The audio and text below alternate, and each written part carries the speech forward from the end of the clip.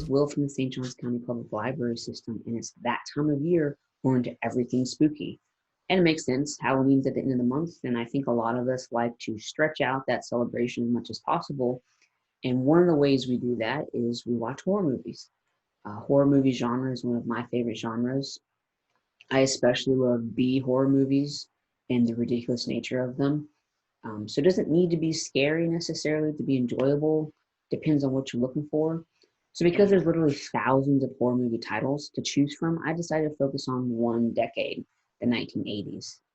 So I chose the 1980s primarily because I'm biased. These are the ones that I grew up watching, but they also are ones that have spawned franchises that directors and filmmakers are starting to remake today, for better or for worse. There's some argument there within the community, and they stand out for different reasons. This is not an all-encompassing list of the top horror movies that came out of the 80s. I made sure to pick ones that I knew for sure were in our system. So if you were interested, it'd be easy for you to pick up. So we're going to go in chronological order. That was the easiest way for me to break this up. And let's just jump right into it.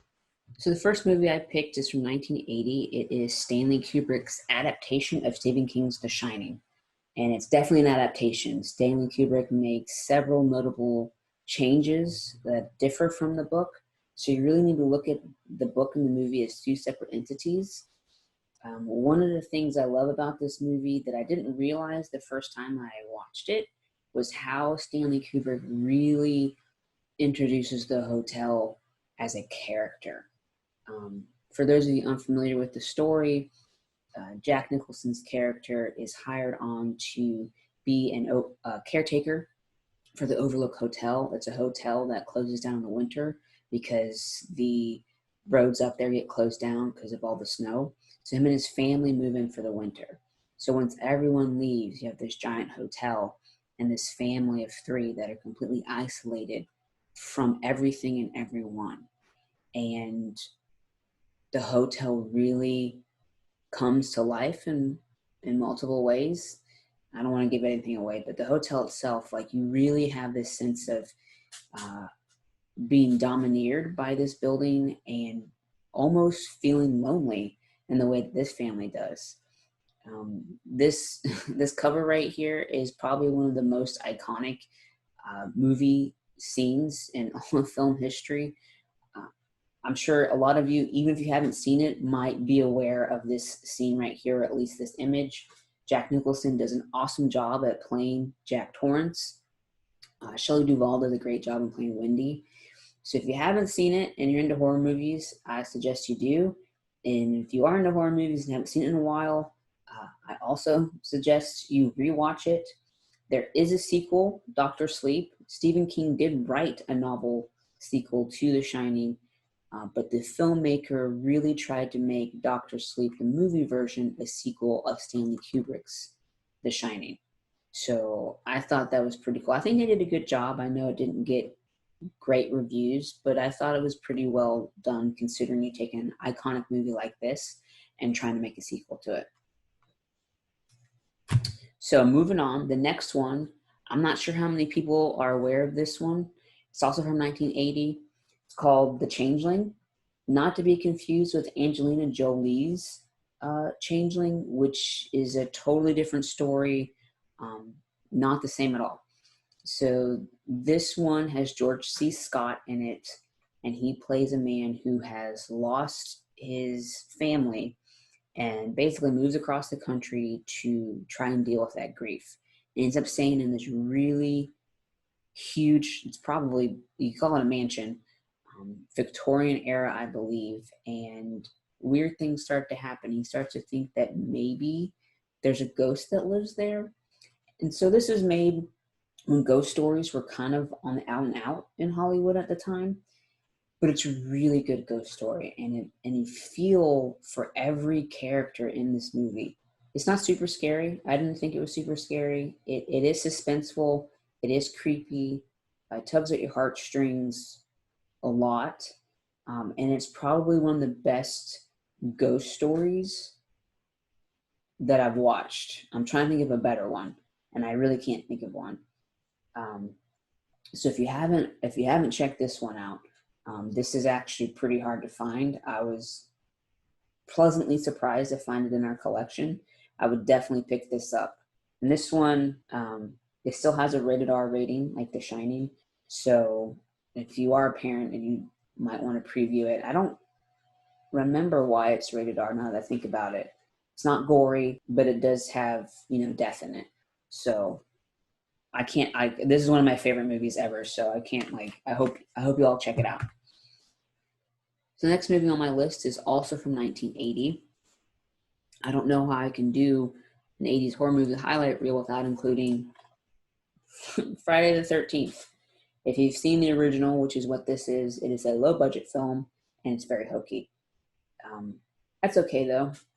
There sometimes it's fun to watch bad movies. Halloween in 1978, I think, is a much better slasher film, especially to launch a franchise. But Friday the 13th was popular as well.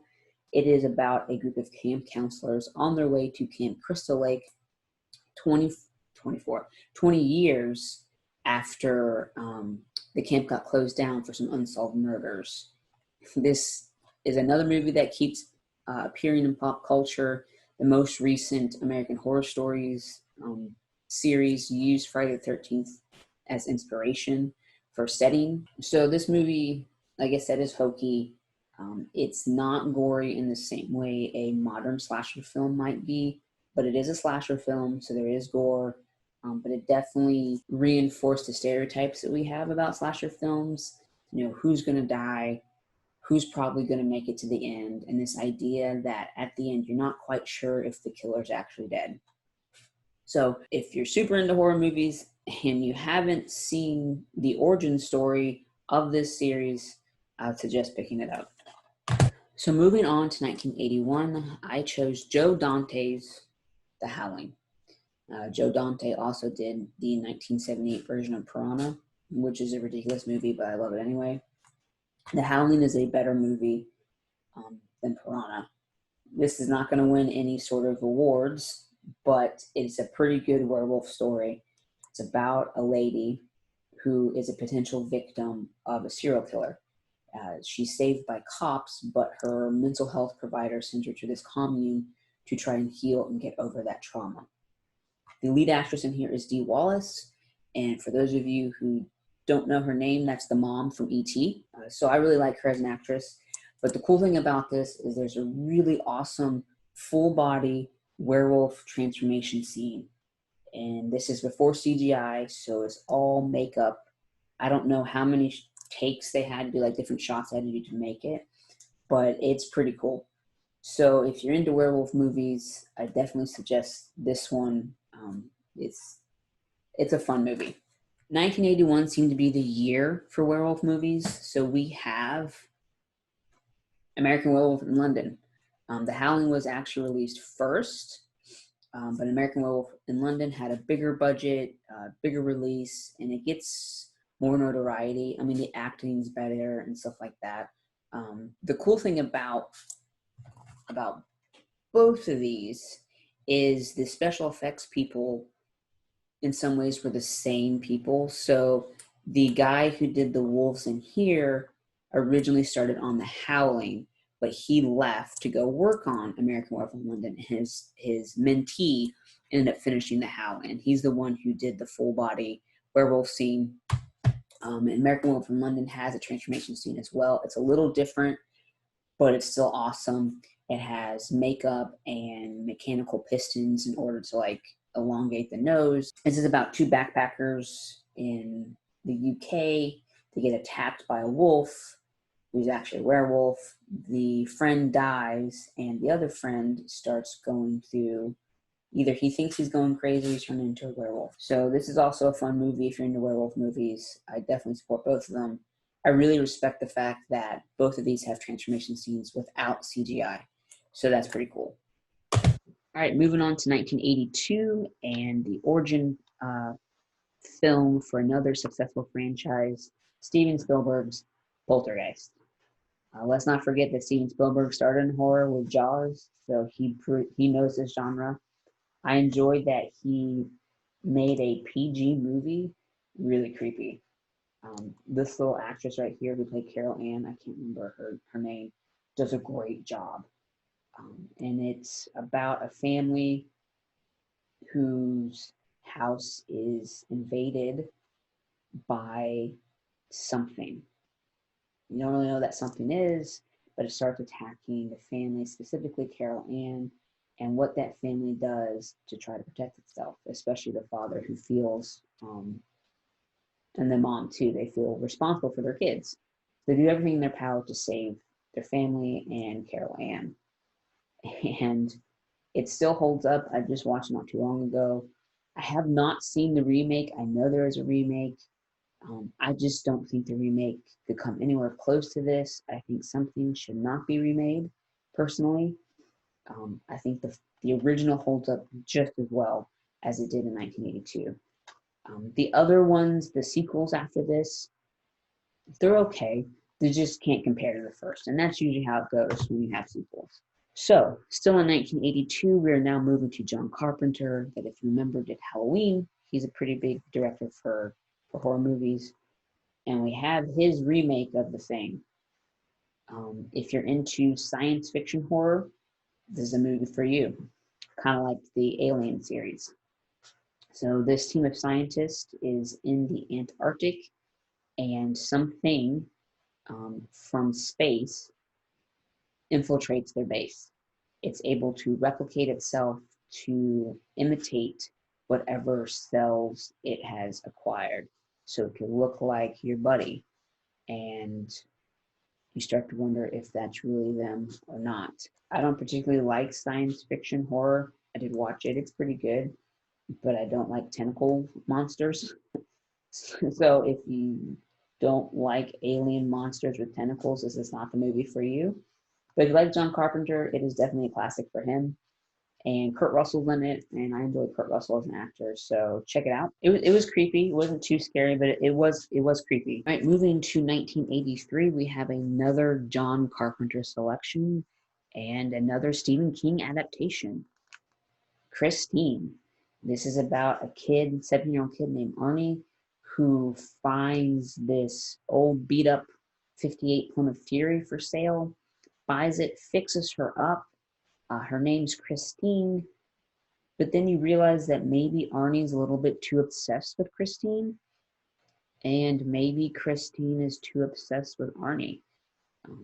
Weird things start to happen to people who try to interfere with Arnie and Christine's relationship. They have a very good way of ending up dead. So this is different from the book per usual, even though most of Stephen King's work becomes either a movie or miniseries. There's a lot of artistic license sometimes taken with his work. And for better or worse, Christine is fun. If you love old cars, the car in here is beautiful. I would love a car like Christine, just maybe not Christine herself. So I didn't think it's pretty, like, it's not scary, but it is a fun movie.